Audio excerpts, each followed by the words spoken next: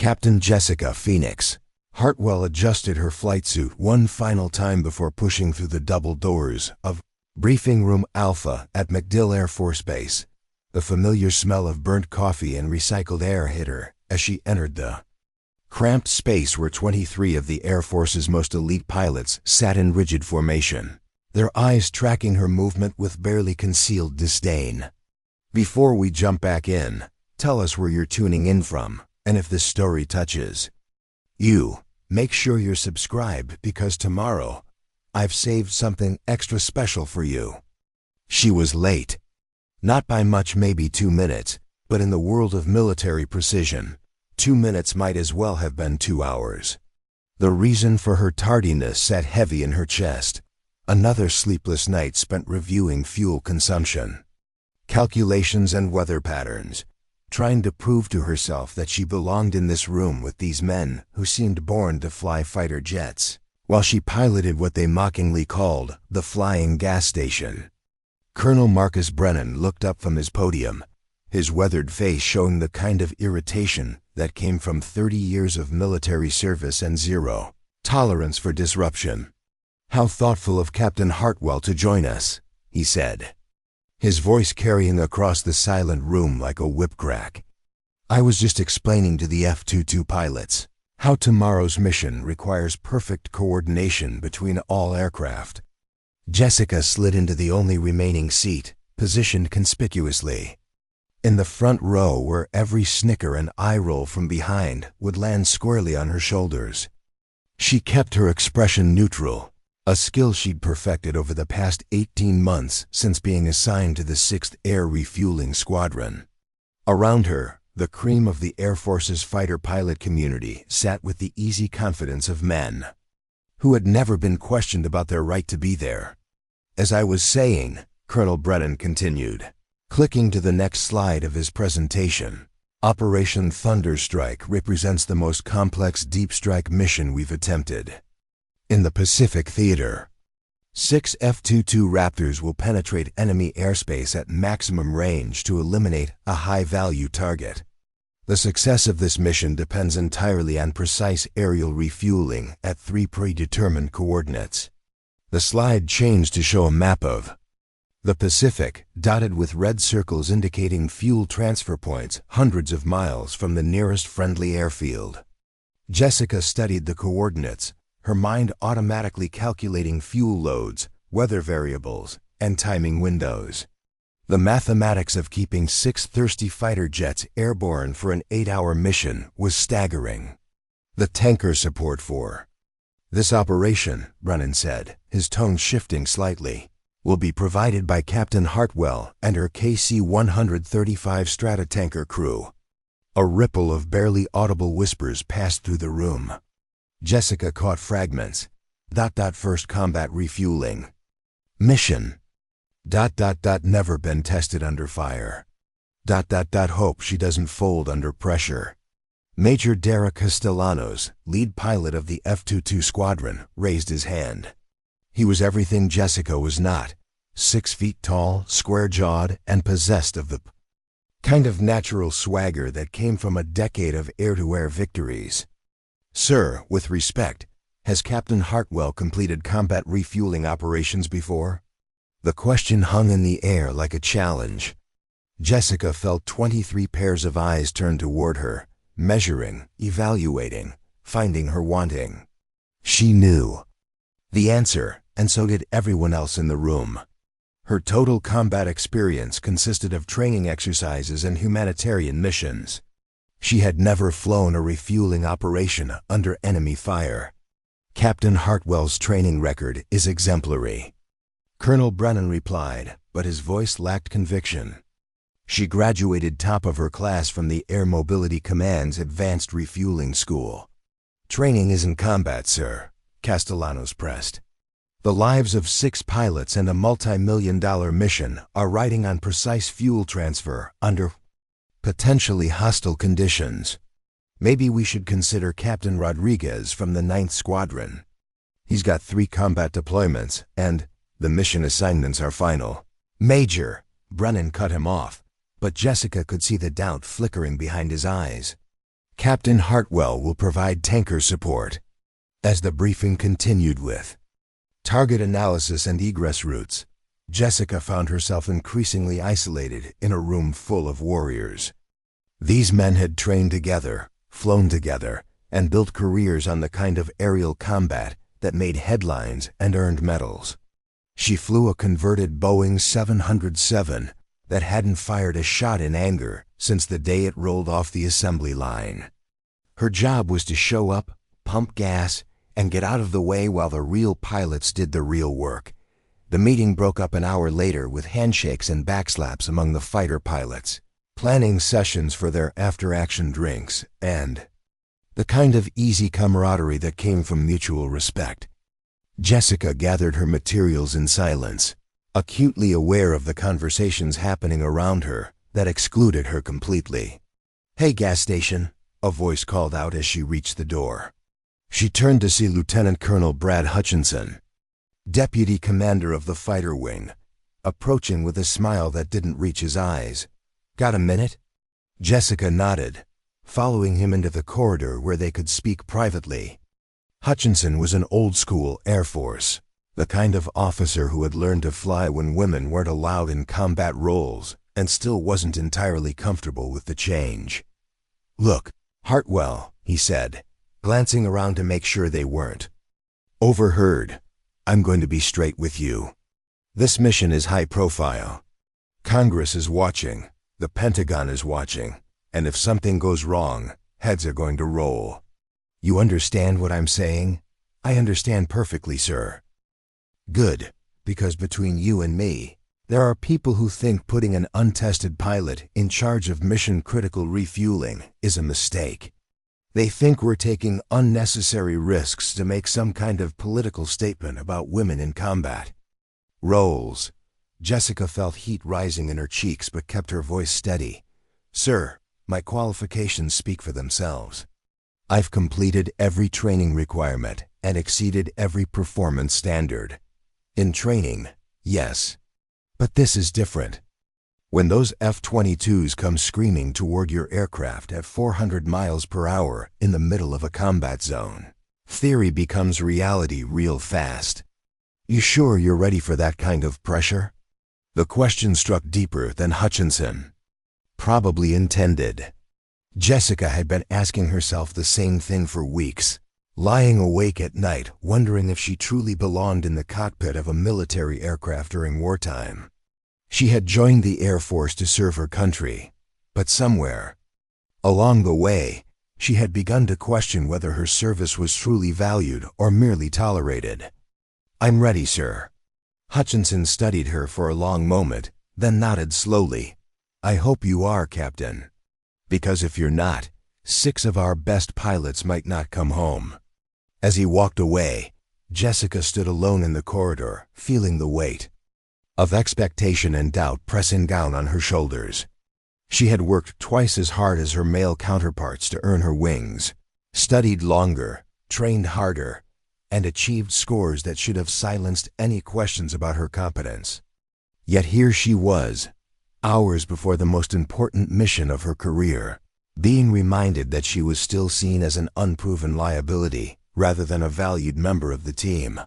She made her way to the flight line, where her KC-135 Stratotanker sat gleaming in the Florida sunshine. The massive aircraft was 136 feet long and could carry over 200,000 pounds of fuel. But to the fighter pilots, it was just a flying gas station operated by someone who wasn't a real pilot. They didn't understand the precision required to maintain perfect formation with aircraft moving at hundreds of miles per hour, the split-second timing needed to extend and retract the refueling boom, or the countless variables that could turn a routine fuel transfer into a catastrophic midder collision.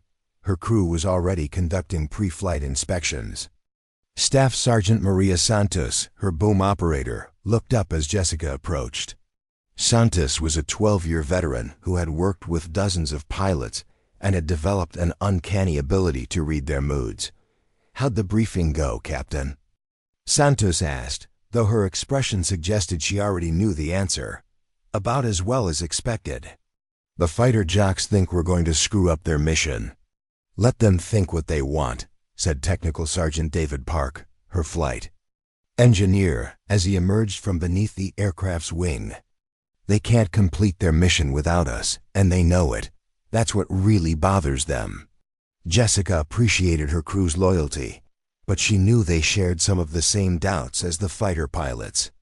She was the youngest aircraft commander in the squadron, the least experienced in combat operations, and the only woman. No amount of training could change those facts or erase the question marks they raised in everyone's minds. The afternoon was spent in final mission preparations, weather briefings, communication checks, and coordination with air traffic control. As evening fell, Jessica found herself in her quarters, staring at a photograph of her father in his Air Force dress uniform. Colonel James Hartwell had been a B-52 pilot during the Cold War, flying nuclear deterrent missions that helped keep the peace but never earned the glory of fighter pilots.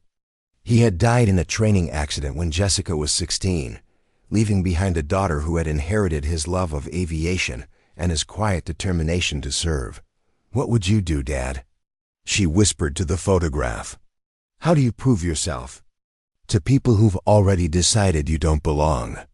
The answer, she realized, wouldn't come from words or arguments. It would come from performance under pressure, from demonstrating that she could do the job when lives depended on it. Tomorrow's mission would be her chance to silence the doubters or confirm their worst fears about her abilities. Her phone buzzed with a text message from her younger brother, Tyler, a college student studying aerospace engineering.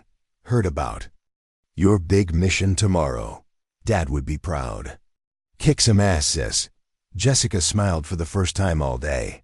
Tyler had never doubted her abilities or questioned her right to fly military aircraft. He understood that their father's legacy wasn't about the type of aircraft you flew or the number of combat medals you earned. It was about serving with honor and doing your job when it mattered most. She spent the next hour reviewing the mission plan one final time, memorizing fuel transfer coordinates, emergency procedures, and communication protocols. The F-22s would launch at 0600 hours and rendezvous with her tanker 90 minutes later at the first refueling point. From there, they would proceed to the target area, conduct their strike, and return for 2 more fuel transfers before landing. Back at MacDill, on paper, it was a straightforward operation. In reality, it would test every skill she had learned and reveal whether she truly belonged among the Air Force's combat pilots. As she finally settled into bed, Jessica's last conscious thought was a promise to herself and to her father's memory. Tomorrow, she would prove that underestimating Jessica Hartwell was a mistake that no one would make twice. Preparing and narrating this story took us a lot of time, so if you are enjoying it, subscribe to our channel. It means a lot to us. Now, back to the story. The alarm sounded at 0400, pulling Jessica from a fitful sleep filled with dreams of mid-air collisions and failed refueling attempts. She dressed quickly in her flight suit, checking and rechecking the pockets containing her survival gear, emergency radio, and the small photo of her father that she carried on every mission. The base was already bustling with activity as ground crews prepared aircraft and pilots conducted final briefings. In the squadron-ready room, Jessica found her crew conducting their own preparations. Santos was reviewing boom operating procedures, while Park ran through pre-flight checklists with the methodical precision of a man who had been doing this job for over a decade. Co-pilot First Lieutenant Sarah Mitchell, fresh from flight training but sharp as a razor, was studying weather reports and calculating backup navigation routes. "Morning, Captain," Mitchell said, looking up from her charts. "The weather's looking good for the first 2 refueling points, but there's a storm system developing near the 3rd rendezvous. We might have to adjust the timing." Jessica nodded, appreciating Mitchell's attention to detail. The young officer reminded her of herself just a few years earlier, eager to prove herself, hungry for the chance to show what she could do. And, Acutely aware of being watched and judged by more experienced aviators, what's the latest intel on threats? Jessica asked. Park pulled up the classified briefing materials on his tablet. Enemy air defense systems are active throughout the target area, but they're focused on the fighter's ingress and egress routes. Our refueling points are positioned to minimize exposure, but will be operating at the edge of enemy radar coverage. It was a delicate balance. Stay close enough to support the mission, but far enough away to avoid becoming targets themselves.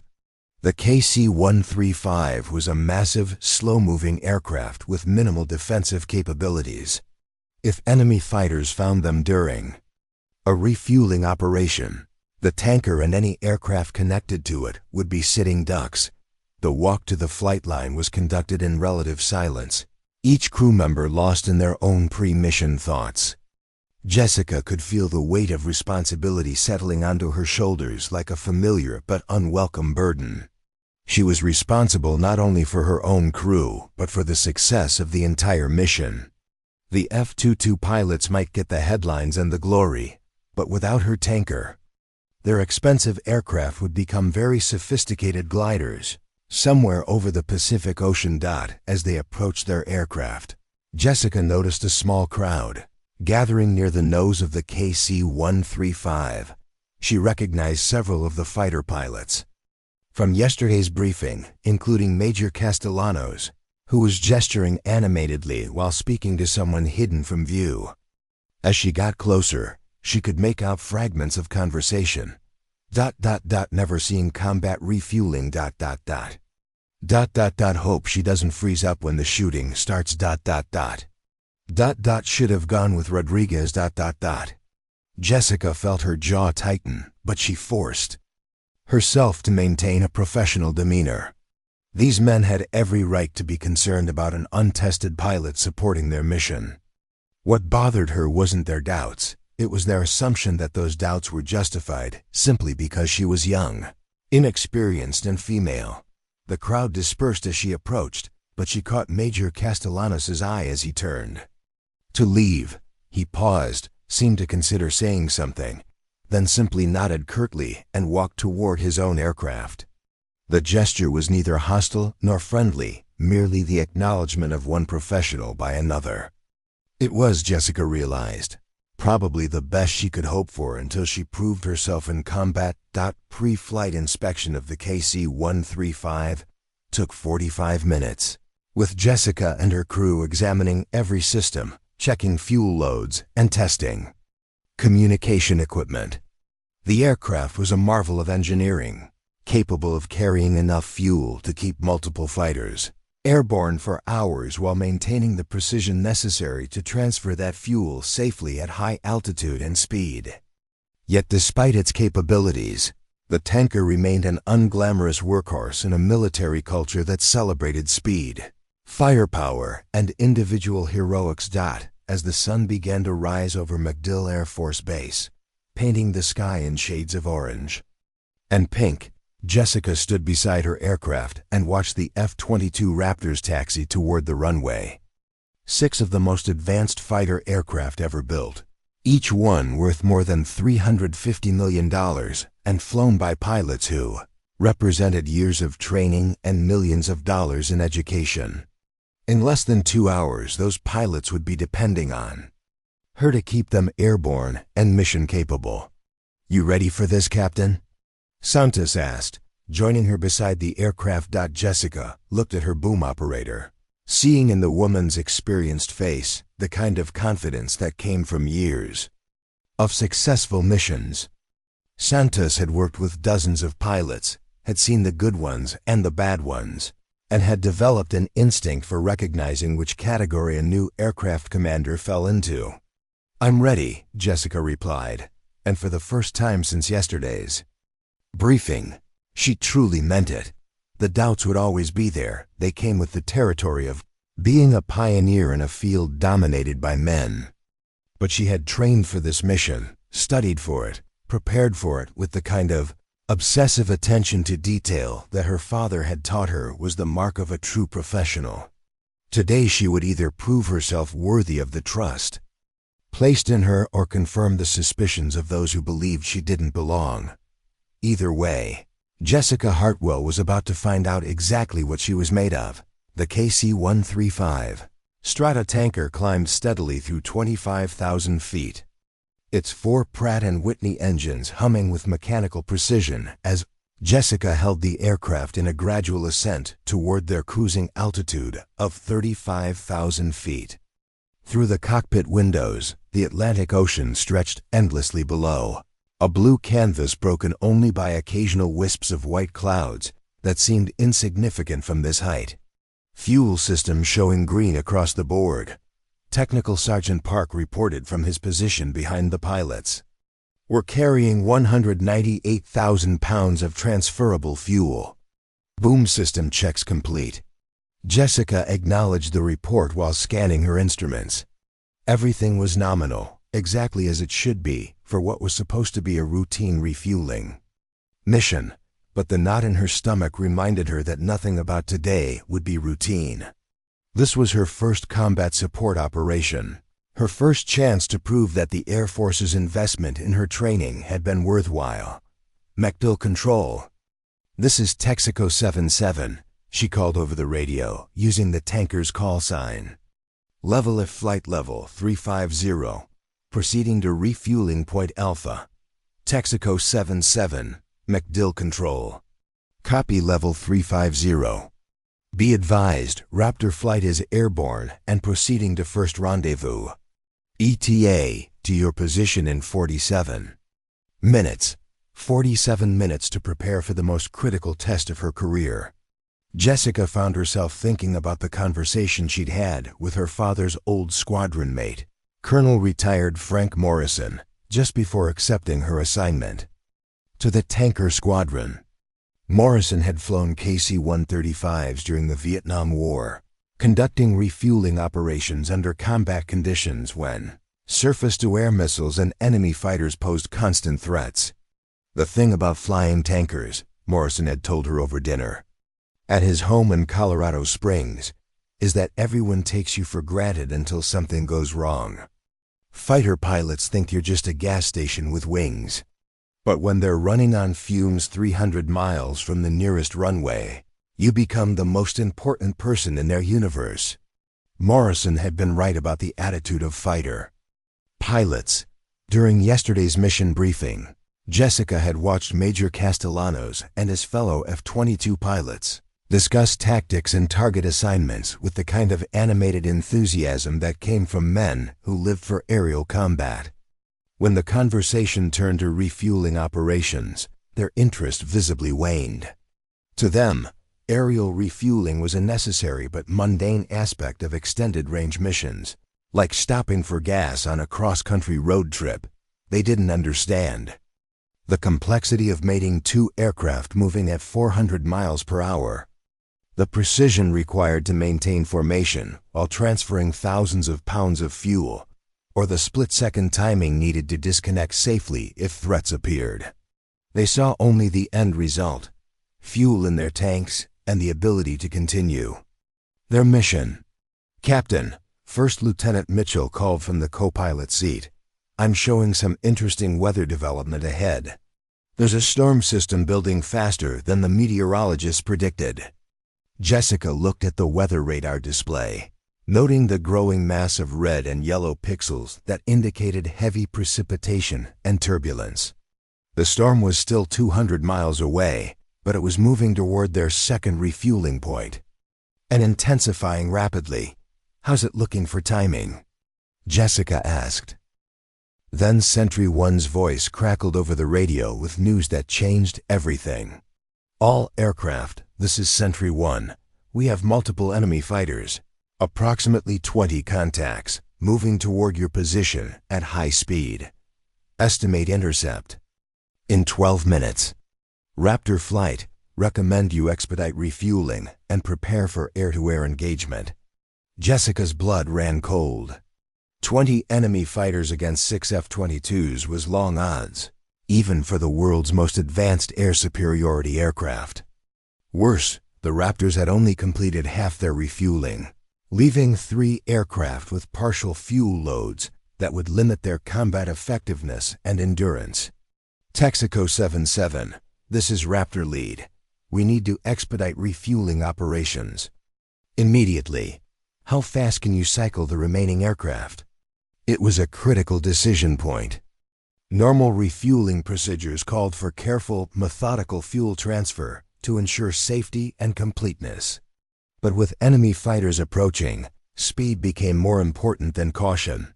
Jessica had to balance the need for rapid operations against the risk of accidents that could disable aircraft or crew members. Raptor Lead, we can cut transfer time by 30% if your pilots can maintain tight formation. No margin for error, understood. Raptor 2, you're cleared for immediate approach. The next 3 refueling operations became exercises in controlled urgency. Each F-22 pilot approached more aggressively, closing the distance faster and accepting tighter tolerances to speed the process. Santos worked with machine-like efficiency, guiding the boom through faster connections and disconnections while maintaining the precision necessary to avoid accidents. But as the last F-22 completed its refueling and pulled away, Sentry 1's voice brought news that no one wanted to hear. All aircraft, this is Sentry 1. Enemy fighters have been divided into 2 groups.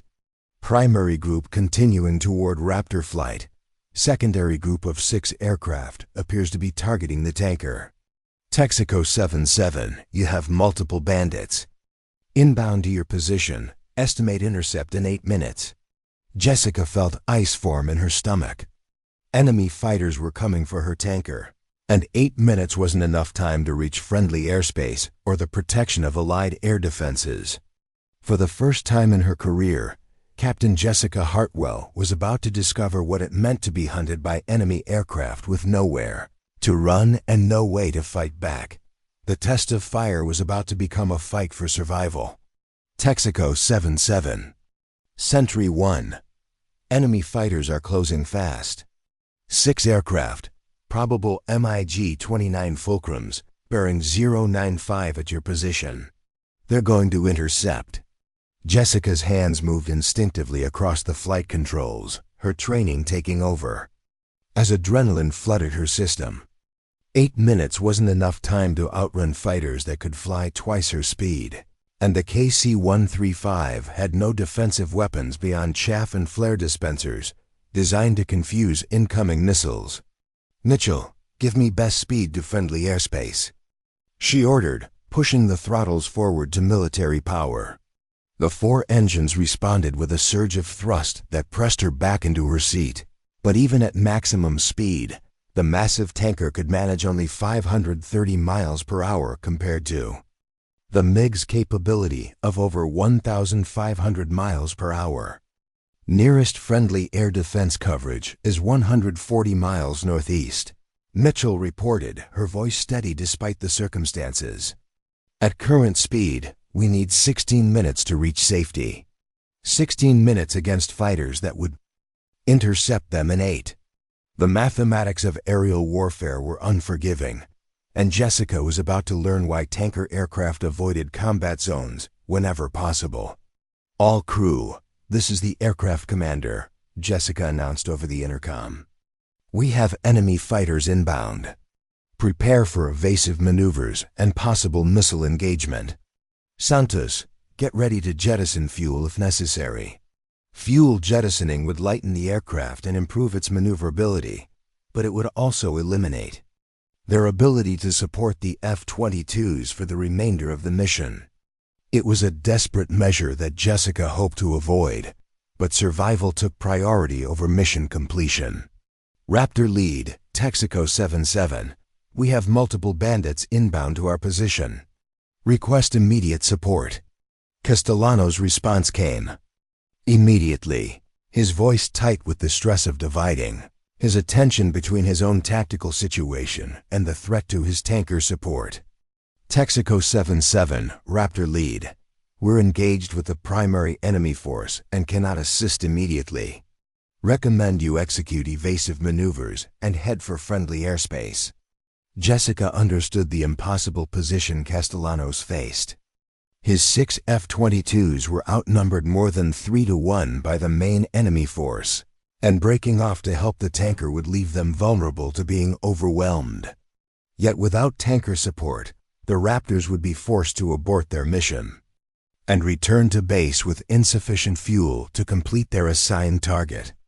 Sentry 1, Texaco 77 requesting any available support. Texaco 77, Sentry 1, negative on immediate support. All available fighters are committed to other operations. You're on your own for the next 12 minutes. 12 minutes might as well have been 12 hours. Jessica scanned her instruments, looking for any advantage she could exploit. The KC-135 was fast for a transport aircraft, but hopelessly outmatched against dedicated fighters. Its only advantages were altitude capability and the fact that it was currently flying at 35,000 feet, near the operational ceiling for some older fighter aircraft. Mitchell, what's the service ceiling on MiG-29s? The co-pilot frantically consulted her threat identification manual. 59,000 feet, Captain. They can climb higher than us. Another option eliminated. Jessica's mind raced through her training, searching for tactics that might give a defenseless transport aircraft a chance against supersonic fighters. Everything she had learned emphasized avoiding combat rather than surviving it, but sometimes avoidance wasn't an option. Park, status on our defensive systems? Chaff and flare dispensers are loaded and ready, Captain. We've got 60 rounds of each.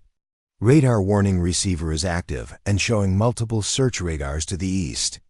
60 rounds of chaff and flares.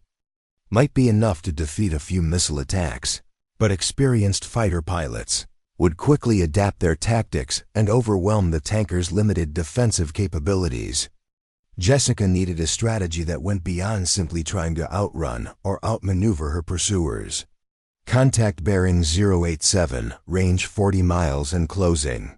Santos reported from her position at the boom operator station, where she was monitoring additional radar displays. Multiple aircraft in tight formation. 40 miles meant less than 5 minutes until intercept. Jessica's options were narrowing rapidly, but an idea was beginning to form in her mind. It was risky, potentially catastrophic if it failed, but it was better than sitting helplessly while enemy fighters closed in for the kill. Mitchell, plot a course for the storm system. The storm system? The co-pilot looked at her with alarm. Captain, that's severe weather. We could encounter wind shear, turbulence, icing conditions. The MiGs will have the same problems, but they're smaller and less stable in rough air. If we can get into that storm, it might level the playing field. It was a desperate gambit that went against every principle of safe aviation. Flying into severe weather deliberately violated basic piloting judgment and put the aircraft and crew at enormous risk. But staying in clear air guaranteed destruction by enemy fighters, while the storm offered at least a chance of survival. Course plotted, Mitchell reported reluctantly. The storm's edge is 23 miles northwest. Take us there, best speed. Jessica banked the massive tanker toward the towering wall of clouds that rose like a mountain range from the ocean. Surface, the storm system was impressive even from a distance, with anvil-shaped tops reaching above 50,000 feet and dark bases that promised violent turbulence and limited visibility. Texaco 77 Sentry 1, we show you turning toward severe weather. Confirm your intentions. Sentry 1, Texaco 77. We're using the storm for concealment and defensive purposes. There was a pause before the AWACS controller responded, his voice carrying a note of professional concern. Roger, Texaco 77. Be advised, weather radar shows severe turbulence and possible wind shear throughout that system. Understood, Sentry 1. Sometimes you have to choose between probable and certain destruction. The first wisps of cloud began streaming past the cockpit windows as Jessica guided the KC-135 toward the storm's outer edge. Behind them, The 6 MiG-29s continued their relentless pursuit, their pilots probably puzzled by the tanker's course. Changed but confident in their ability to shoot down the lumbering transport aircraft, regardless of where it tried to hide. "Contact, range 15 miles, Santos reported. "They're still closing. All crew, prepare for rough air," Jessica announced as the first tendrils of turbulence began buffeting the aircraft. "This is going to get uncomfortable." The transition from clear air to storm conditions was like driving into a wall. One moment they were flying in smooth conditions with unlimited visibility.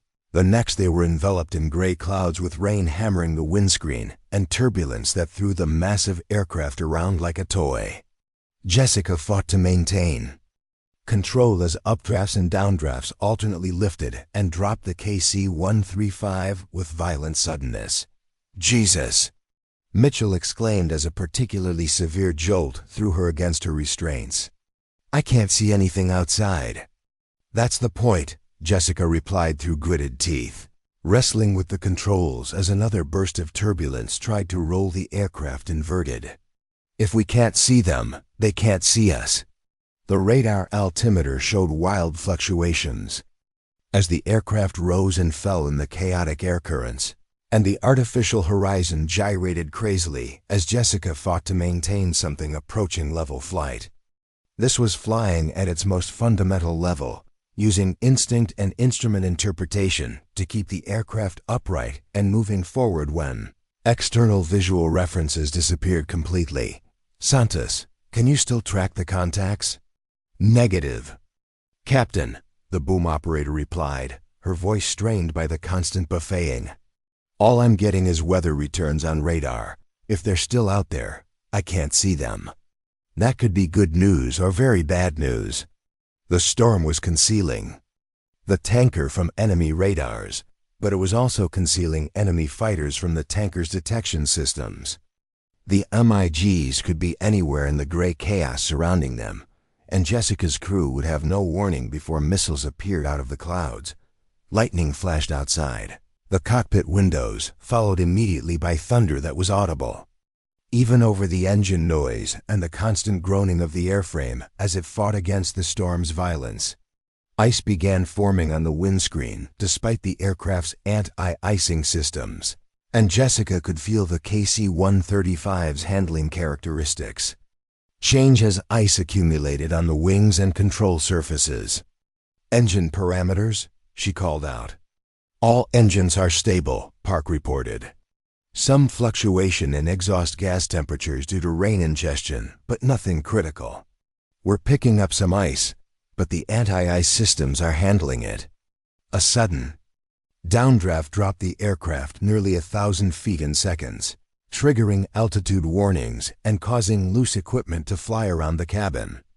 Jessica pulled back on the controls, fighting to arrest the descent before they dropped low enough to impact the ocean surface that was somewhere below the cloud deck. "Altitude 12,000 and climbing," Mitchell reported. "Rate of descent arrested." They had dropped more than 20,000 feet in less than a minute, a rate of descent that would have been fatal if Jessica hadn't reacted immediately. The storm was proving to be nearly as dangerous as the enemy fighters they were trying to evade. "Contact!" Santos suddenly shouted from her station. "Multiple radar returns, bearing 060, range unknown." Jessica's blood chilled. The MiGs had followed them into the storm and were somewhere in the churning gray chaos surrounding the tanker. But the weather that concealed the enemy aircraft also masked their intentions and capabilities, creating a deadly game of hide-and-seek played at 400 miles per hour in zero visibility conditions. "Can you get a range estimate?" "Negative." "Weather is interfering with radar resolution. Could be 5 miles, could be 20. Lightning flashed again, and for a brief instant, Jessica thought she saw a dark shape in the clouds off their right wing. But the illumination lasted only a split second, and she couldn't be certain whether she had seen an enemy fighter or just her imagination filling in details that weren't there. The radio crackled with static-filled transmissions in what sounded like Russian, confirming that the MiGs were indeed in the storm and trying to coordinate their attack despite the communication difficulties created by the weather. The enemy pilots were probably as disoriented and uncomfortable as Jessica's crew, but they had one crucial advantage. They knew the general position of their target, while the tanker crew could only guess at the location of their hunters. There! Mitchell pointed through the windscreen as another lightning flash revealed two angular shapes perhaps a mile ahead. 2 o'clock high. Jessica saw them too. A pair of MiG-29s flying in loose formation, their pilots apparently trying to maintain visual contact with each other while searching for the American tanker. They were close enough that she could make out details of their configuration, including the missiles mounted beneath their wings. "Do you think they saw us?" Mitchell whispered, as if speaking too loudly might attract their attention.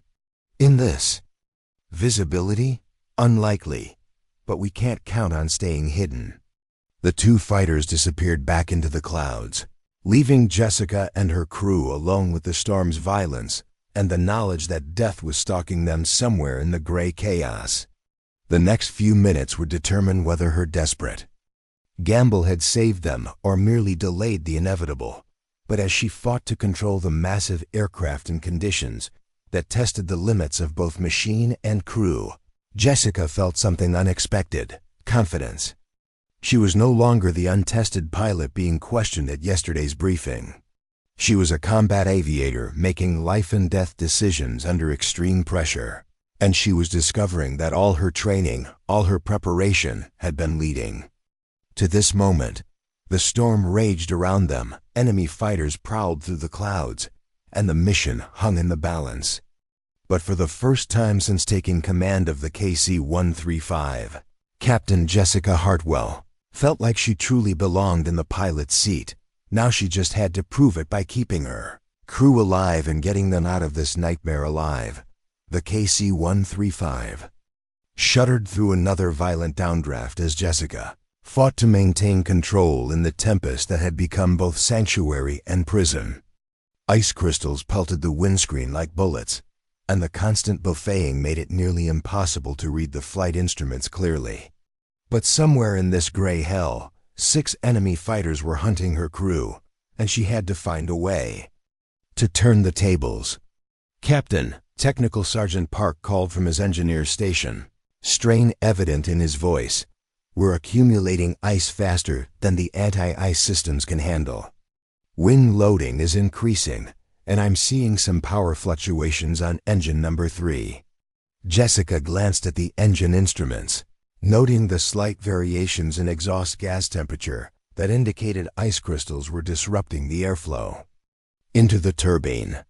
The storm was slowly degrading their aircraft's performance, and if they stayed much longer, mechanical failure might accomplish what the enemy fighters couldn't.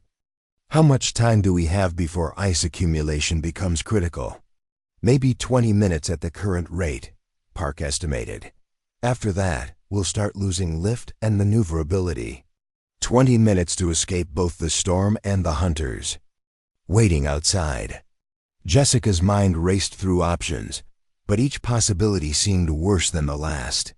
Flying lower might reduce ice accumulation, but would put them closer to the ocean surface with less altitude for recovery if something went wrong.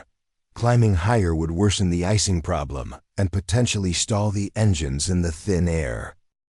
"Contact bearing 270, Santos suddenly announced. "Single aircraft, close range." Through the storm's chaos, Jessica caught a glimpse of a dark shape, perhaps a quarter-mile away close, enough in the limited visibility to be immediately dangerous. The MiG-29 appeared to be flying a search pattern, its pilot probably as disoriented by the weather as everyone else, but methodically quartering the sky in hopes of finding the American tanker. "Did he see us?" Mitchell whispered. "Hard to tell. Visibility works both ways in this soup." Jessica held her breath as the enemy fighter disappeared back into the clouds, but she knew their luck couldn't hold forever. 6 fighters searching the storm systematically would eventually locate them, and when that happened, there would be nowhere to run in the confined space of the weather system, The radio crackled with more Russian transmissions, the voices tense and frustrated as the enemy pilots struggled to coordinate their search in conditions that made formation flying nearly impossible.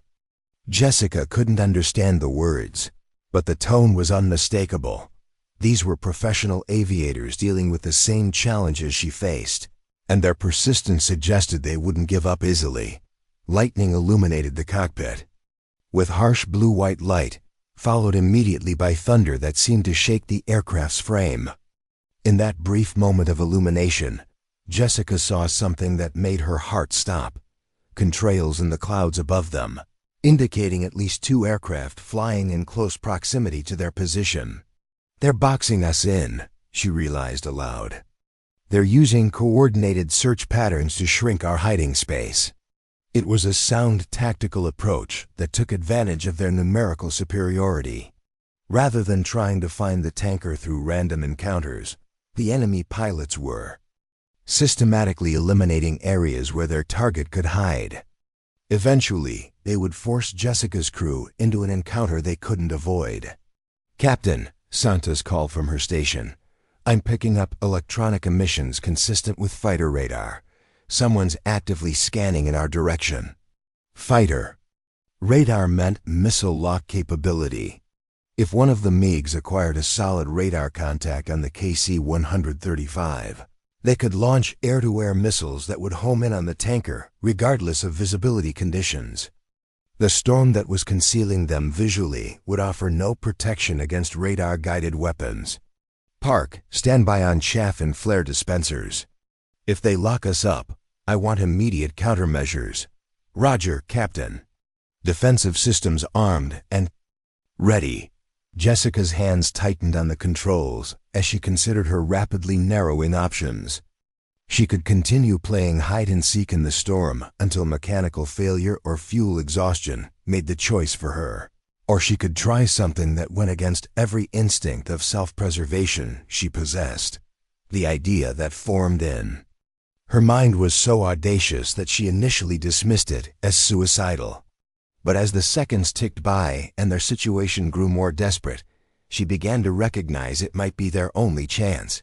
"Mitchell, what's the status of our fuel remaining?" "Approximately 60,000 pounds, the co-pilot reported. "We burned a lot during the evasive maneuvers."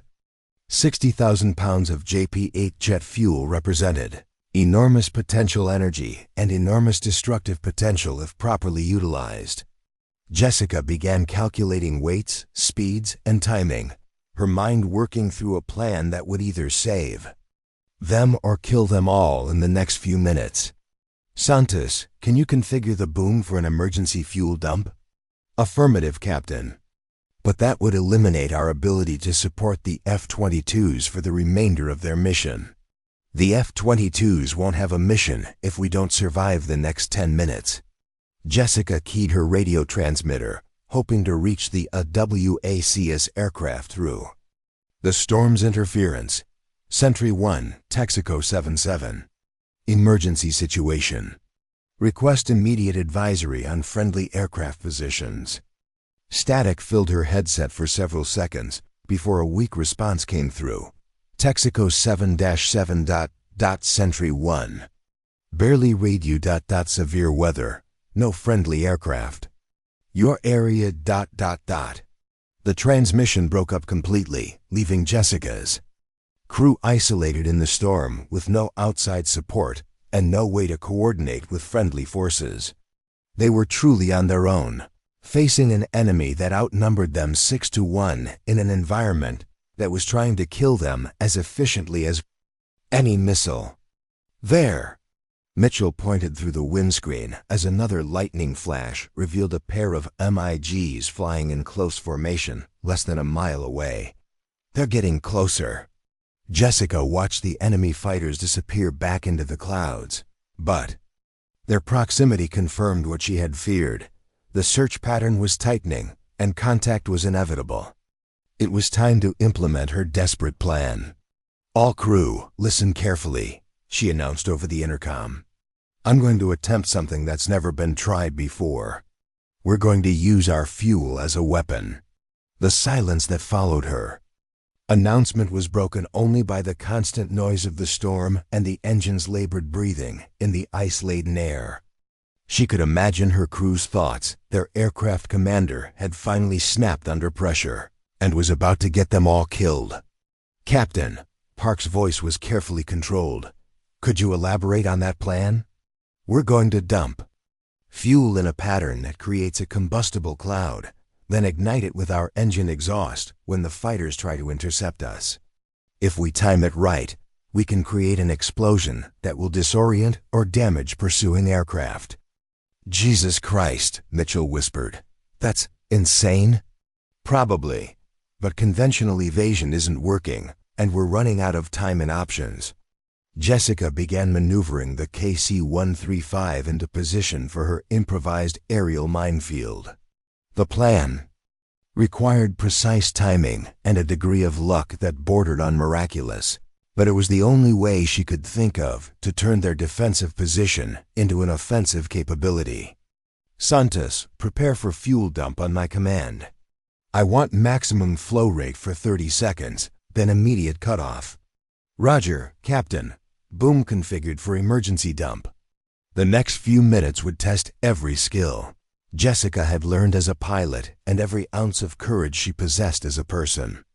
She was about to attempt something that no KC-135 crew had ever tried in combat, using their aircraft's massive fuel capacity as an improvised weapon against supersonic fighters. Through the storm's chaos, she could hear the sound of jet engines, growing closer as the enemy search pattern tightened around their position. The hunters were closing in for the kill, but they were about to discover that their prey had claws. "Contact bearing 090, range 1 mile. Santos called out. "Multiple aircraft converging on our position." "Stand by for a fuel dump," Jessica ordered, her finger poised over the release switch. "This is going to get very interesting very quickly." Lightning flashed again, revealing the dark shapes of 3 MiG-29s approaching from different directions in a coordinated intercept pattern. Their pilots had finally located the American tanker and were moving in for the kill, confident that the lumbering transport aircraft had nowhere left to run. They were about to learn that Captain Jessica Hartwell had no intention of running anymore. "Fuel dump, execute," she commanded, triggering the emergency release that sent thousands of gallons of jet fuel streaming from the KC-135's boom assembly into the turbulent air behind them. The fuel dispersed rapidly in the storm's chaotic winds, creating an invisible cloud of combustible vapor that drifted through the path the pursuing fighters would follow. Jessica counted seconds, calculating the time needed for the fuel to reach optimal concentration while monitoring the approaching MiGs on radar. "Enemy aircraft entering the fuel cloud ... now." Santos reported. Jessica pulled back sharply on the way. Controls, causing the KC-135's engine exhaust to angle downward into the dispersed fuel vapor. The result was immediate and spectacular. A massive fireball erupted in the clouds behind them, turning the gray storm orange with flame and sending shock waves through the air that buffeted both the tanker and its pursuers. The radio exploded with panicked Russian voices as the MiG pilots found themselves flying through an aerial explosion that had appeared from nowhere. Jessica couldn't see the results through the storm, but the sudden silence from enemy radar contacts suggested that her improvised weapon had achieved its intended effect. "Holy shit!" Mitchell exclaimed, staring at the orange glow visible through the clouds behind them. It actually worked. But Jessica knew their victory was temporary. The explosion might have damaged or destroyed some of the pursuing fighters, but others would survive and resume their hunt with renewed determination. Worse, her fuel dump had significantly reduced their remaining endurance, limiting their options for continued evasion. "Sentry 1, Texaco 77. She called over the radio, hoping the explosion had cleared enough atmospheric interference for communication. "Emergency fuel dump executed. Request immediate assessment of enemy fighters." In our area. This time the response came through clearly. Texaco 77 Sentry 1.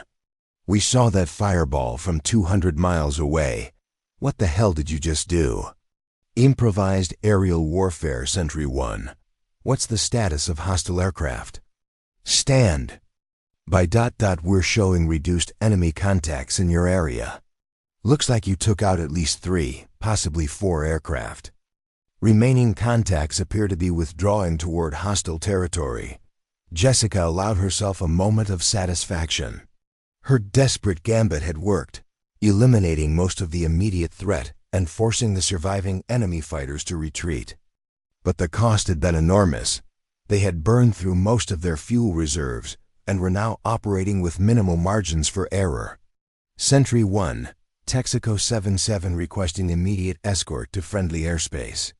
We're low on fuel and need to exit this weather system. Roger, Texaco 77. We have 2 F-16s diverting to provide escort. They'll rendezvous with you in 15 minutes. As Jessica guided the battered KC-135 toward the edge of the storm system, she reflected on what had just happened. In the span of 20 minutes, she had gone from being hunted prey to a combat innovator who had just invented a new form of aerial warfare. The untested pilot who had been questioned at yesterday's briefing had just proven that sometimes the most dangerous person in the sky was the one everyone underestimated. But the mission was far from over, and the hardest part was yet to come, emerging. From the storm system felt like escaping from a nightmare into daylight.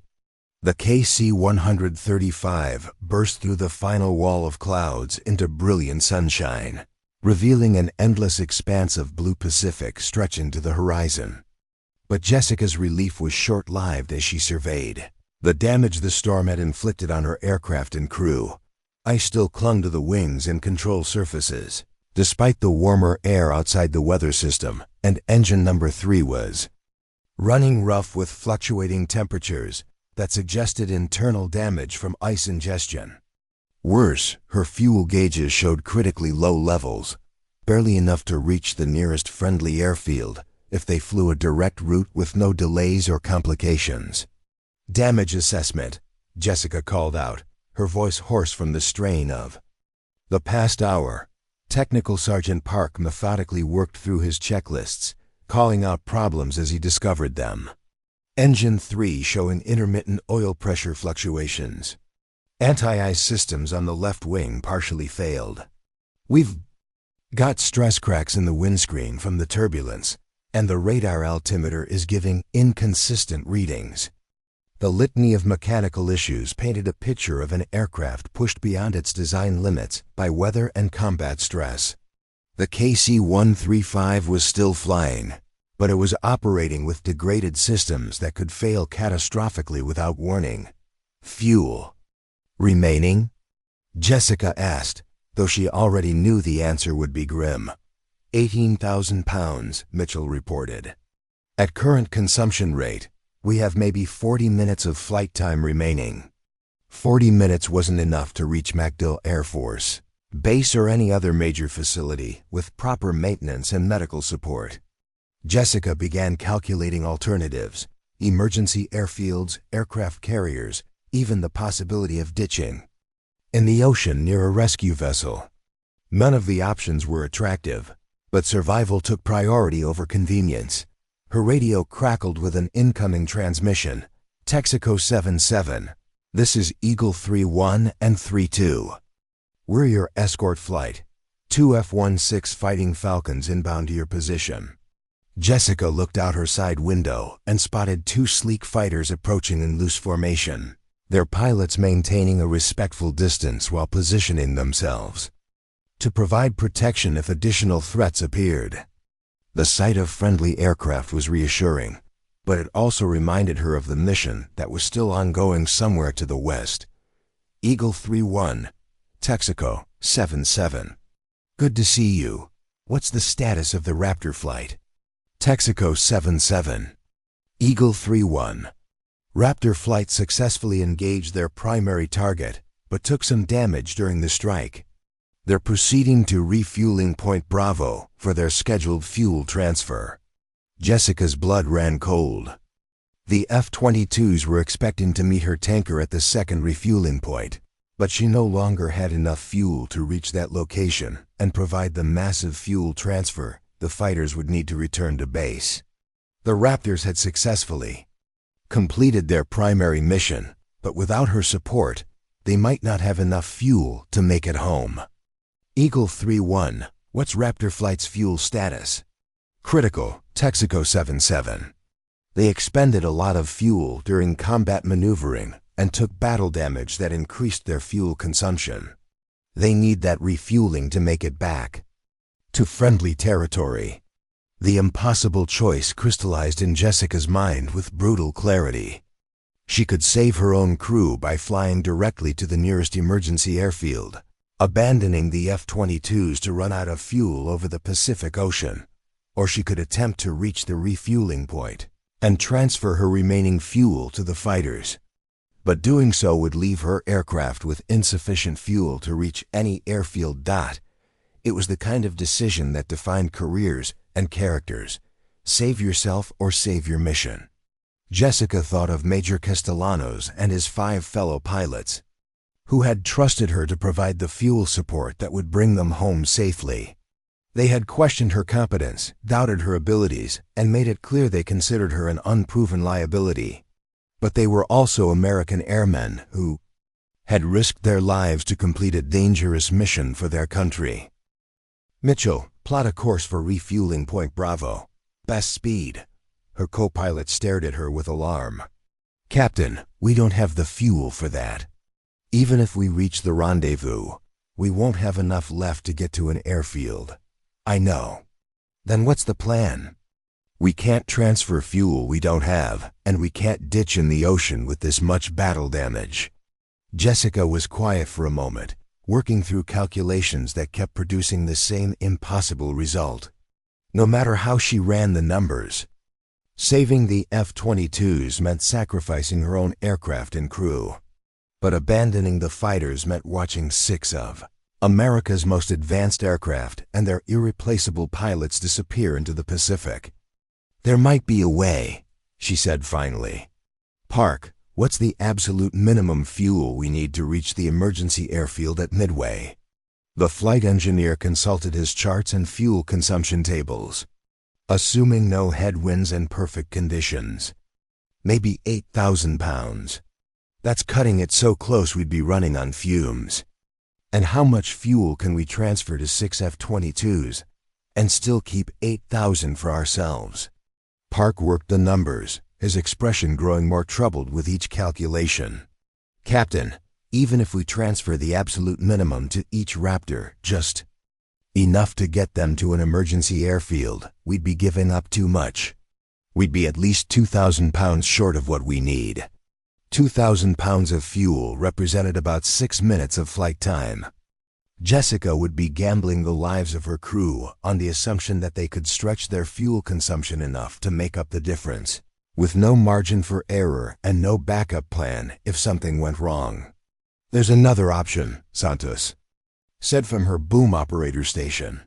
We could transfer fuel to only some of the Raptors, save 3, maybe 4 of them, and keep enough fuel to get ourselves home. It was a reasonable compromise that any rational pilot would accept, save most of the fighters and ensure the survival of the tanker crew. But Jessica found herself thinking about the 2 pilots who would be left behind, forced to eject over the Pacific Ocean hundreds of miles from rescue. She imagined their families receiving notification that their loved ones were missing in action, presumed dead. No, she said firmly, we don't leave anyone behind. All 6 Raptors get fuel, or none of them do. Captain, Mitchell's voice was strained. That's not just risking our lives. That's almost certainly throwing them away. We'll never make it to Midway on fumes.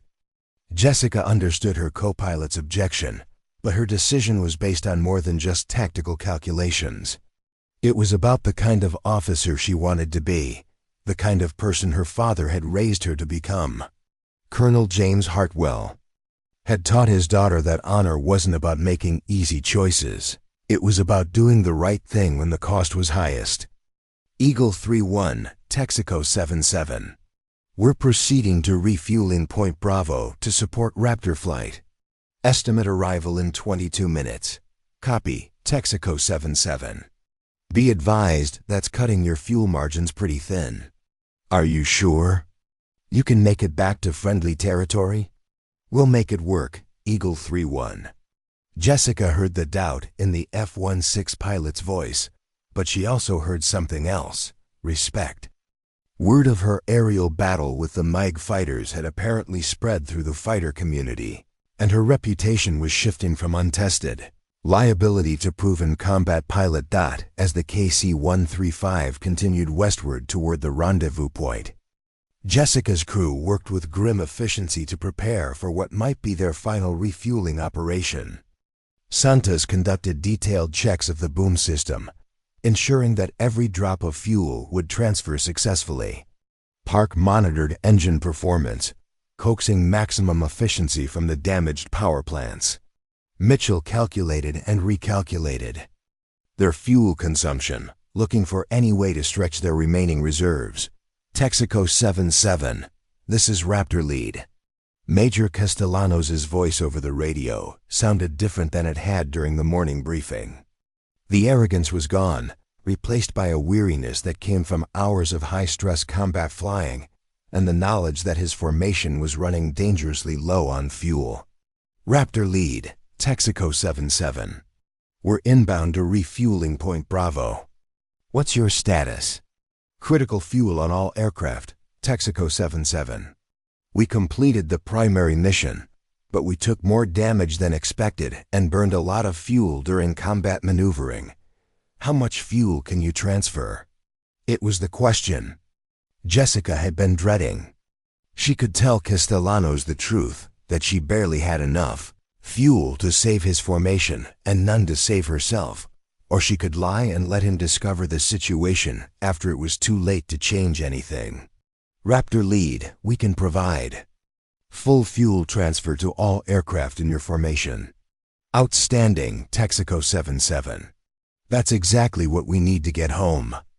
Jessica didn't mention that getting home applied only to the F-22s.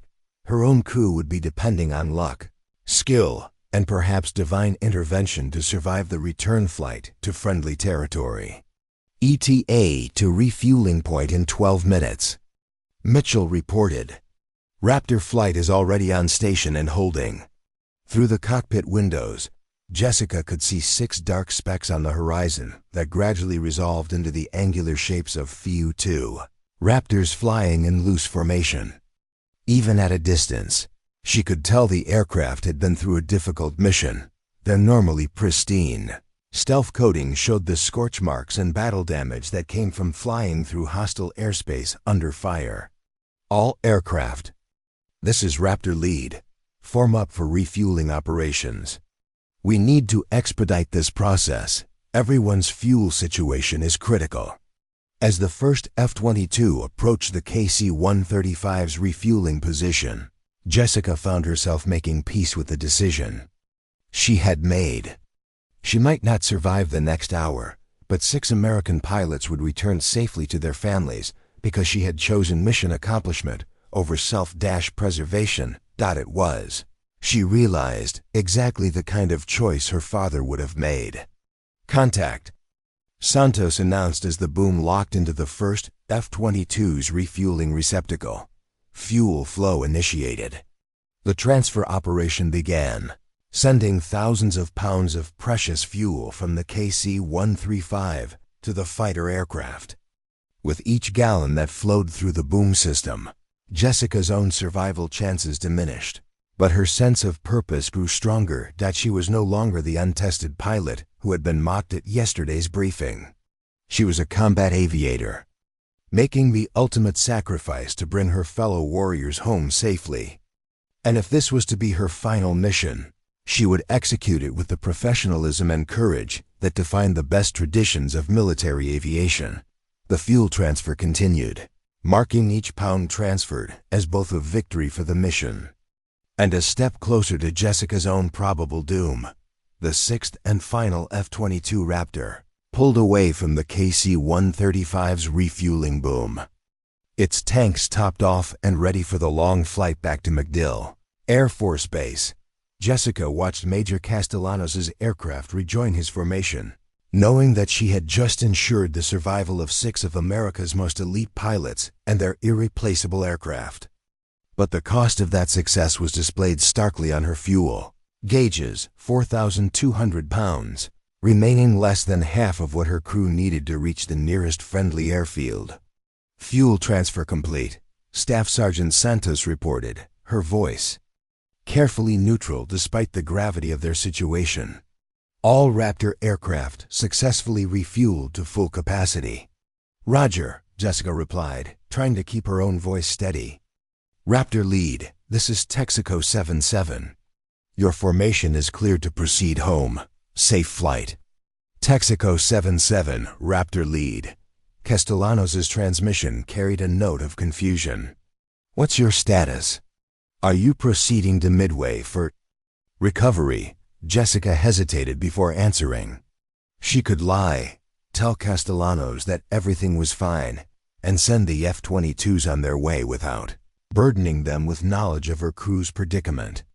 Or she could tell the truth and force 6 pilots to live with the knowledge that their survival had cost 4 American airmen their lives. Raptor Lead were working through some fuel management issues. Proceed as planned. There was a long pause before Castellanos responded, and when he did, his voice carried the weight of sudden understanding. "Texaco 77, what's your actual fuel remaining?"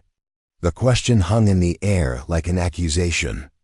Jessica knew that Castellanos was an experienced pilot who understood fuel consumption calculations, and her evasive answer had probably told him everything he needed to know about their desperate situation. 4,200 pounds, she admitted. The radio remained silent for nearly 30 seconds as Castellanos processed the implications of that number. 4,000 pounds of fuel meant perhaps 15 minutes of flight time for the massive KC-135 Nowhere. Near enough to reach Midway Island, let alone return to MacDill. "Jesus Christ, Phoenix." Castellanos' voice was thick with emotion as he used Jessica's call sign for the first time. "You gave us everything. You don't have enough fuel to get home." "Negative, Raptor Lead. We'll make it work." "How?" "You're 600 miles from the nearest runway with 15 minutes of fuel. The math doesn't add up." Jessica had been asking herself the same question for the past 20 minutes, running calculations that all produced the same impossible result. There was no conventional solution to their fuel crisis, no standard procedure that would stretch 4,200 pounds of JP-8 across 600 miles of Pacific Ocean. But as she stared at the endless blue water below, an idea began forming in her mind, desperate, untested, and possibly suicidal, but perhaps their only chance of survival. "Raptor Lead, I need you to listen carefully," Jessica said, her voice taking on the calm authority of a pilot who had found purpose in hopelessness. "I'm going to attempt something that's never been tried before. I need your formation to provide escort and witness whatever happens next." "Phoenix, what are you planning?" "I'm going to demonstrate that a KC-135 can glide a lot farther than anyone thinks." The concept of powerless flight in a 4-engine transport aircraft was terrifying to contemplate. The KC-135 was designed to fly with thrust from its engines, not to glide like a sailplane through thin air. But Jessica had studied every aspect of her aircraft's performance envelope, and she knew that the massive tanker had aerodynamic characteristics that might, under perfect conditions, allow for extended gliding flight. "Technical Sergeant Park."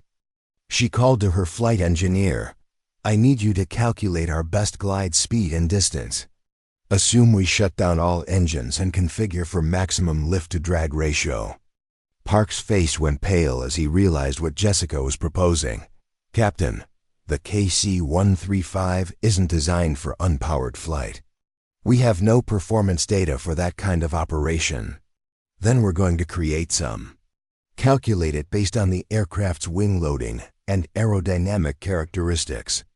As Park frantically worked through calculations that no KC-135 crew had ever needed before, Jessica began climbing the aircraft to maximum altitude. Every foot of height would translate into precious distance during their powerless glide, and she needed every advantage she could gain.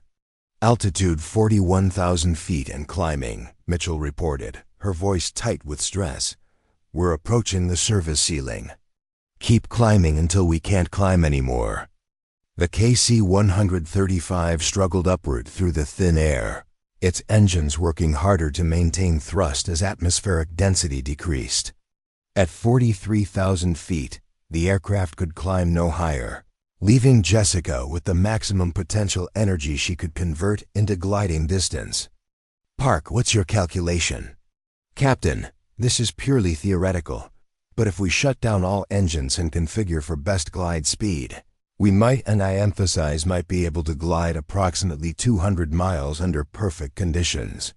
200 miles from their current position would put them still 400 miles short of Midway Island. The mathematics of their situation remained stubbornly impossible, but Jessica had learned something important during the past few hours. Sometimes impossible just meant no one had tried hard enough. That's not enough, she said quietly. We need to find a way to extend our glide distance. Captain, Santos spoke up from her boom operator position. What if we don't shut down all the engines immediately? What if we use minimal power to stretch our fuel as far as possible, then glide the rest of the way? It was a variation on Jessica's plan that might gain them additional distance.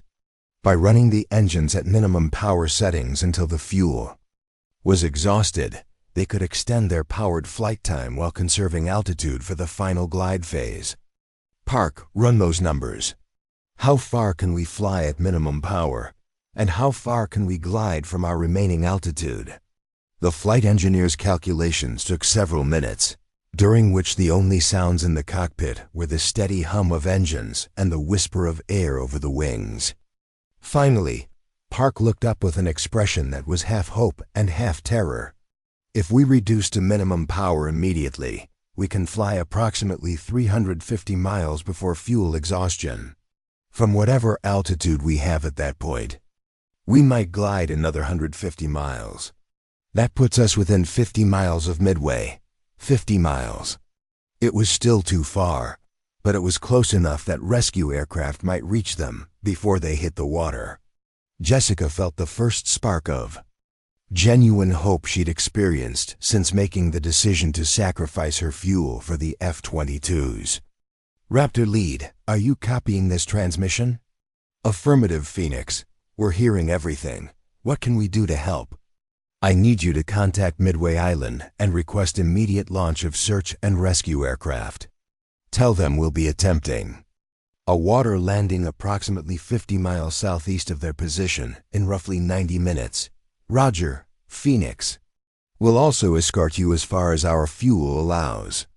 Jessica began implementing her desperate plan, reducing engine power to the minimum settings that would keep the KC-135 airborne while maximizing fuel efficiency.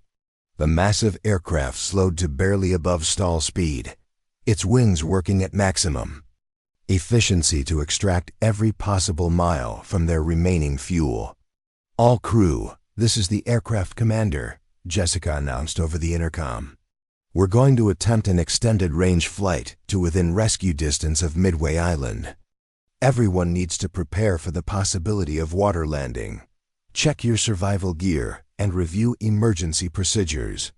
The next hour passed with agonizing slowness as the KC-135 limped across the Pacific at minimum power, each mile marking progress toward survival or simply delaying the inevitable.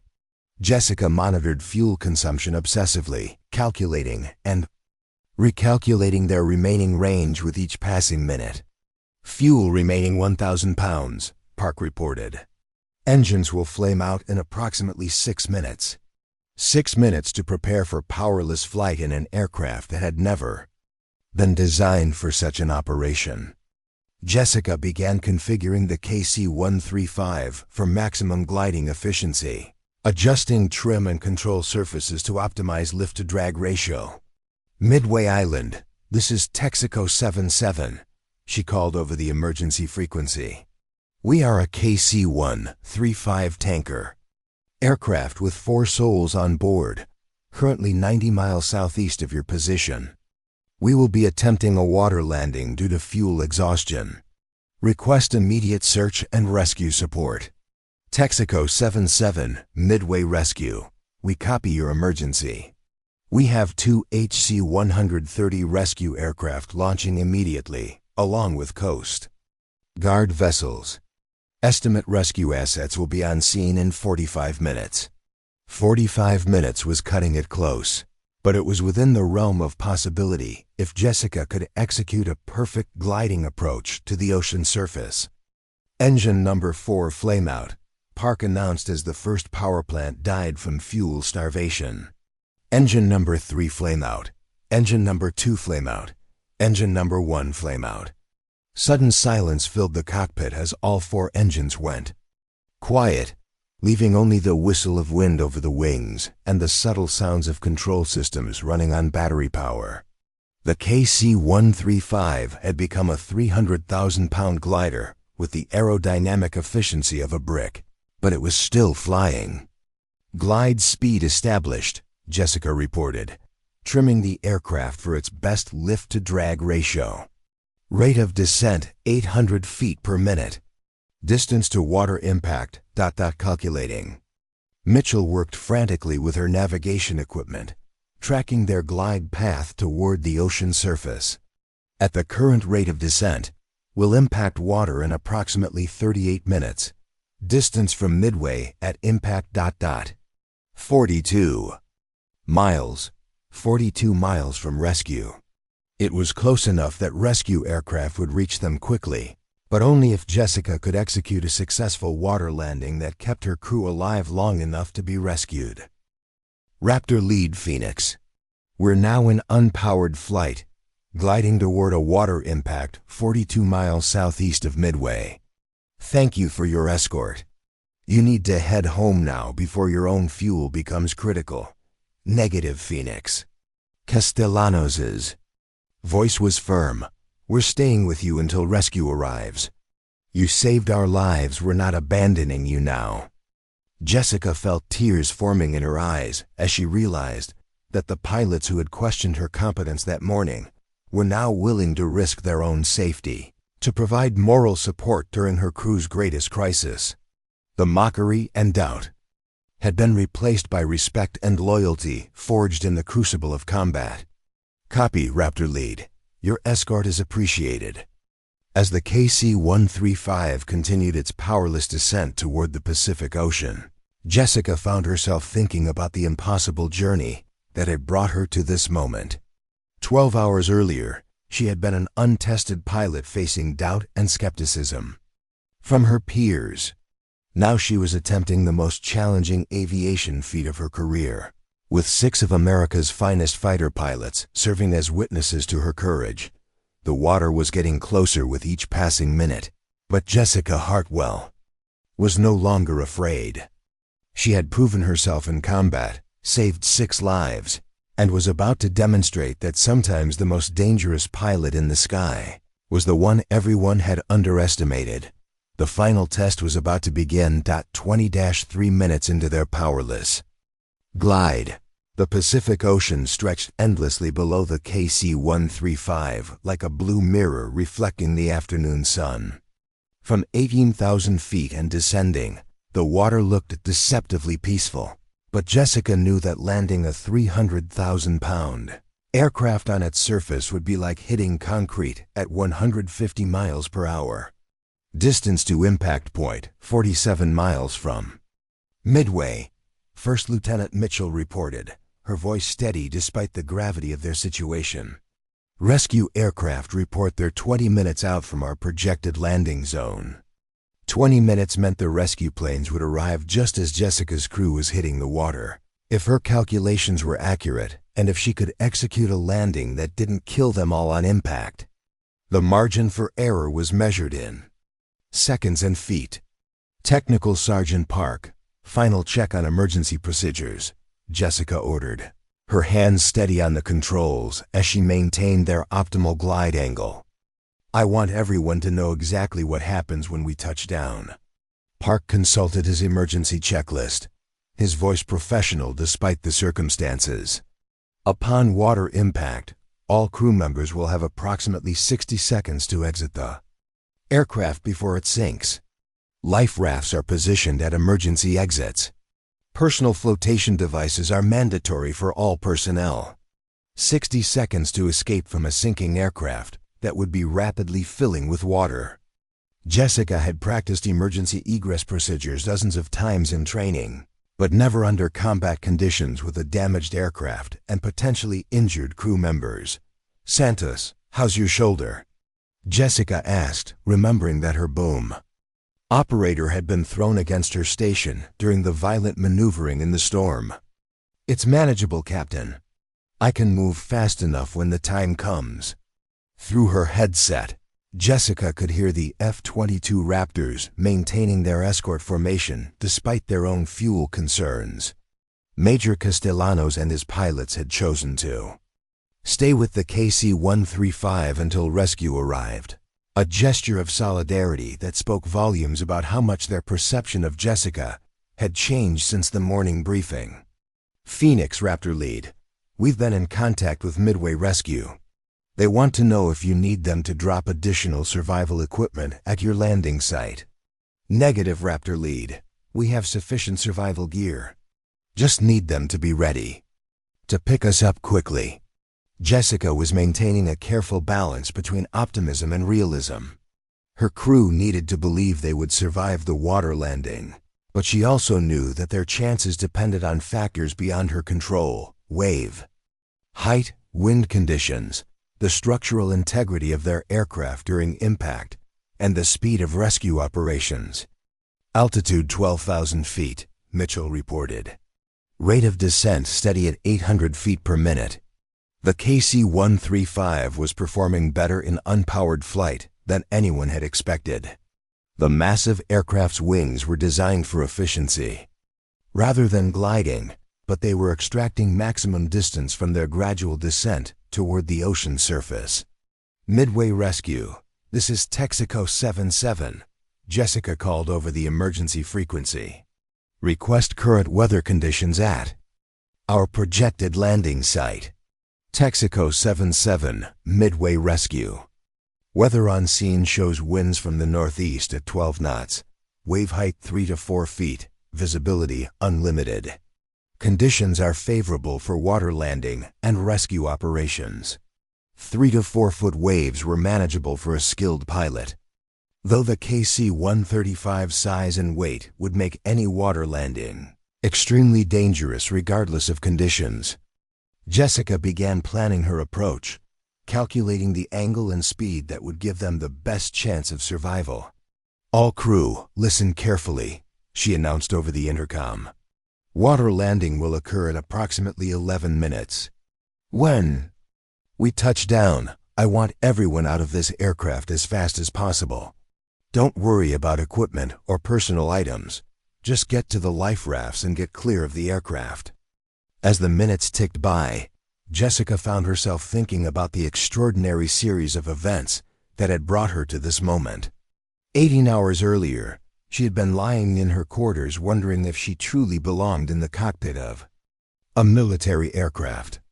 Now she was attempting one of the most challenging emergency landings in aviation history, with the respect and admiration of the pilots who had once questioned her abilities. "Phoenix, this is Rescue 1, a new voice crackled over the radio.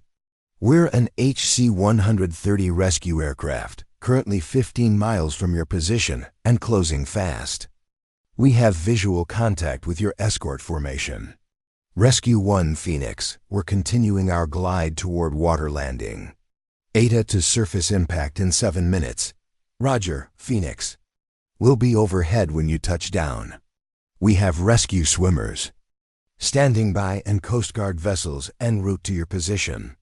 The knowledge that professional rescue personnel would be watching over them provided some comfort, but Jessica knew that their survival ultimately depended on her ability to bring the KC-135 down safely. No amount of rescue capability could help them if the aircraft broke apart on impact or sank too quickly for evacuation. Altitude 6,000 feet, Mitchell reported. We're committed to this approach now. There was no going around or trying. Again, at 6,000 feet above the ocean, they were locked into their glide path with no possibility of changing their landing site or abort procedures. Jessica had one chance to get this right. Raptor lead, Phoenix. You need to clear the area now. Your fuel situation must be getting critical. Negative, Phoenix. We're staying until you're safely in the water and picked up by rescue. Castellanos' response didn't surprise Jessica. The bond forged between aircrew during combat operations was stronger than fuel considerations or personal safety. The F-22 pilots would remain on station until they were literally forced to leave by their own fuel exhaustion. All crew, prepare for water landing, Jessica announced as the KC-135 descended through 2,000 feet. Impact in 2 minutes. Secure all loose items and prepare for emergency egress. The ocean surface was now clearly visible through the cockpit. Windows, its blue expanse broken by white caps that indicated the wind and wave conditions Midway Rescue had reported. Jessica could see the KC-130 rescue aircraft circling nearby, along with what appeared to be a Coast Guard vessel approaching from the direction of Midway Island. 1,000 feet, Mitchell called out. Airspeed 160 knots, rate of descent 700 feet per minute. Jessica made subtle adjustments to the aircraft's attitude, trying to achieve the perfect balance between forward speed and descent rate that would minimize the impact forces during water contact. Too fast, and the aircraft would cartwheel and break apart. Too slow, and they would stall and hit the water in an uncontrolled crash. 500 feet, looking good, Captain. The individual waves were now visible, rolling swells that would make the water landing even more challenging. Jessica had to time her touchdown to occur when the aircraft was aligned with the wave pattern, using the natural motion of the sea to cushion the impact. 200 feet, prepare for impact. Jessica could see her reflection in the water now, the shadow of the KC-135 racing across the wavetops as they descended toward their date with destiny. Her hands were steady on the controls, her mind focused entirely on the complex task of bringing 300,000 pounds of aircraft down safely on an unstable surface. 100 feet, 50 feet, flare. Jessica pulled back gently on the controls, raising the aircraft's nose to reduce the descent rate and achieve the proper landing attitude. The KC-135 responded sluggishly in the thin air close to the ocean surface, but she managed to establish a shallow descent angle that would minimize impact forces. Impact. The KC-135 hit the water with tremendous force, sending spray cascading over the cockpit windows and filling the aircraft with the sound of rushing water and groaning metal. But the aircraft remained intact, skipping once across the surface before settling into the waves with a final thunderous crash. Everyone out, now!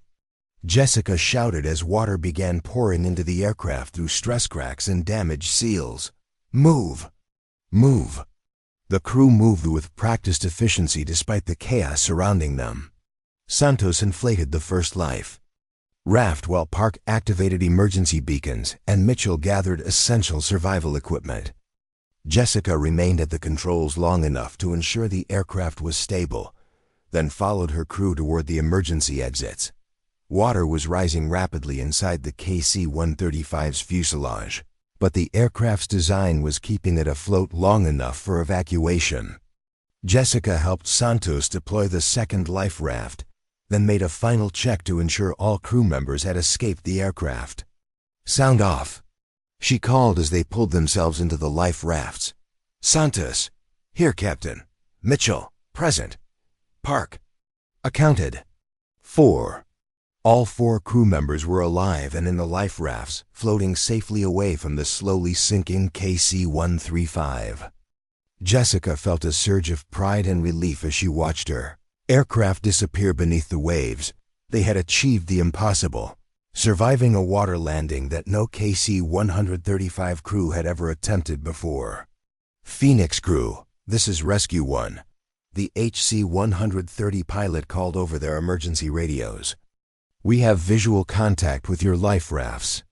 The Coast Guard cutter is 2 minutes out for pickup. Outstanding job on that landing, Captain. As the Coast Guard vessel approached their position, Jessica looked up to see the 6 F-22 Raptors performing a ceremonial flyover, their pilots dipping their wings in salute to the crew that had risked everything to bring them home safely. Phoenix Raptor Lead, you did the impossible today. It's been an honor flying with you. Jessica keyed her emergency radio, her voice carrying across the water to the fighters above. Raptor Lead, Phoenix, the honor was mine. Get home safely. As the Raptors departed for MacDill Air Force Base and the Coast Guard crew pulled Jessica's team aboard their vessel, she reflected on the extraordinary transformation that had occurred in just 24 hours. She had begun the mission as an untested pilot facing doubt and skepticism from her peers. She was ending it as a combat veteran who had proven that the most dangerous person in the sky was often the one everyone underestimated. 3 weeks later, Jessica stood in the same briefing room at MacDill Air Force Base where her ordeal had begun. But everything about the atmosphere had changed. The pilots who had once questioned her competence now listened with respectful attention as she described the tactical innovations she had developed during her combat mission. The fuel dump explosion technique, she explained to the room full of tanker and fighter pilots, can be adapted for use by any KC-135 crew facing overwhelming enemy fighter opposition. The key is precise timing and coordination with escort aircraft. Colonel Brennan, who had been visibly skeptical during her first briefing, now looked at Jessica with something approaching awe. Captain Hartwell, your innovations have been incorporated into our tactical doctrine. The Pentagon is considering your techniques for training programs throughout the Air Force. Major Castellanos raised his hand. Captain, on behalf of Raptor Flight, I want to thank you for demonstrating what true leadership looks like. Your willingness to sacrifice your own safety to complete the mission exemplifies the best traditions of military aviation. The acknowledgement from Castellanos meant more to Jessica than any medal or commendation could. She had earned the respect of the pilots who had once dismissed her as unproven, not through politics or favoritism, but through performance under the most extreme circumstances imaginable. After the briefing, Jessica walked out to the flight line where a new KC-135 waited for her next mission.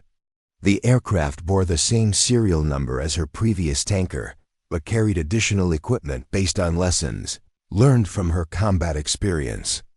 More importantly, it was crewed by airmen who had volunteered specifically to fly with the pilot, who had redefined what was possible in aerial warfare.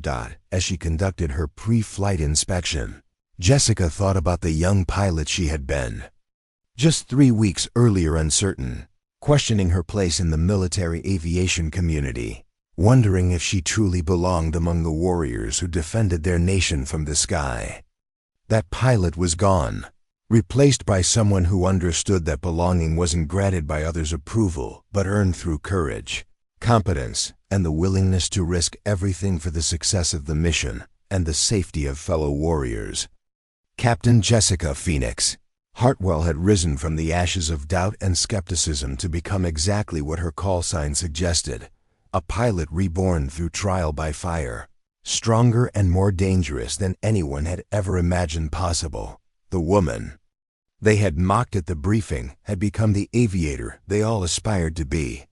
Up next, you've got 2 more standout stories right on your screen. If this one hits the mark, you won't want to pass these up. Just click and check them out. And don't forget to subscribe and turn on the notification bell so you don't miss any upload from us.